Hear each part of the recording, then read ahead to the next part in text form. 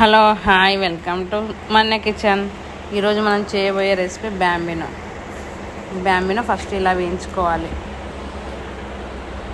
గోధుమ కలర్ వచ్చే వరకు వేయించుకోవాలి. కొంచెం ఆయిల్ వేసి పక్కన మనము తరిగి పెట్టుకోవాలి. ఒక చిన్న ఆలుగడ్డ, ఒక చిన్న ఉల్లిపాయ, పచ్చిమిర్చి, టమాటా, కరివేపాకు, సాజీర అన్నీ పెట్టుకొని ఇందులో ఒక ఆయిల్ 2 స్పూన్ల ఆయిల్ వేసి సాజీర వేసి ఉల్లిగడ్డ, పచ్చిమిర్చి, టమాటా, ఆలుగడ్డ వేసి బాగా వేగనియాలి.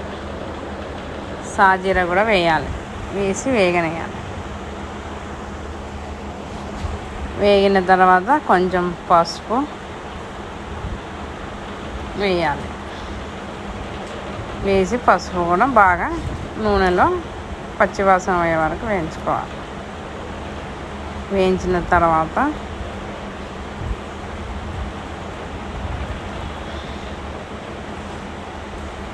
బాగా మగ్గనియాలి. మగ్గినాక ఆలుగడ్డ కూడా ఉడుకుతుంది. ఉడికిన తర్వాత ఆయిల్లోనే కొంచెం సాల్ట్ వేసుకోవాలి.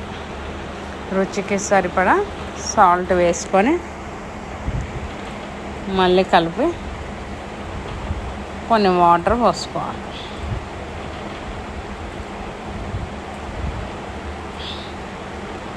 బాగా వేగిన తర్వాత మన దగ్గర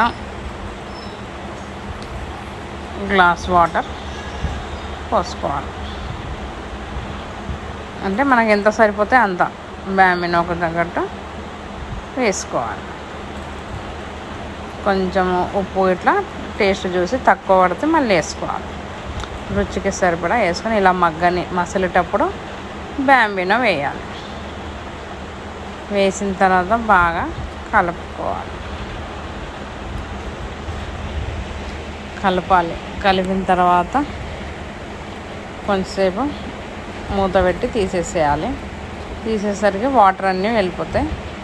మళ్ళీ ఒక నిమ్మకాయ తీసుకొని సగం నిమ్మకాయ పిండుకోవాలి. పిండితే అయిపోయింది. షేర్ చేయండి, లైక్ చేయండి మీకు నచ్చినట్టయితే. ఓకేనా? బాయ్.